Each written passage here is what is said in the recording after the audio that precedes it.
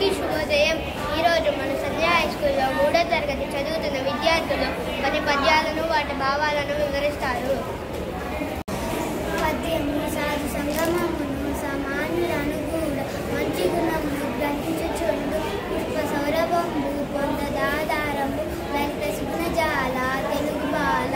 భావము దారంతో కట్టినప్పుడు పూల వాసన దారానికి అప్పినట్టు మంచివారి స్నేహం వలన మామూలు మనిషికి కూడా మంచి గుణములు అలవడను అని పద్యం యొక్క భావము.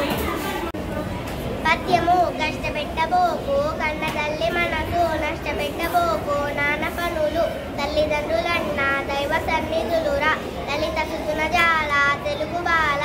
భావము తల్లిదండ్రులు దైవంతో సమానం కనుక తల్లి మనసుకు బాధను తండ్రి పనులకు నష్టమును కలిగించరాదు అని ఈ పద్యం యొక్క భావం. పద్యము ప్రభు పూజలందు పట్టరమందు రాజు పూజలందు రాజ్యమందు చదువుకున్న వాణి జగమెల్లా పూజించు లలిత సుగుణ జాల తెలుగు బాల. భావము ప్రభు తన పట్టణంలోను రాజైన వారు తన రాజ్యంలోనే పూజింపబడతారు కానీ చదువుకున్న వారు ప్రపంచం అంతటా పూజింపబడతారు అని పద్యం యొక్క భావము.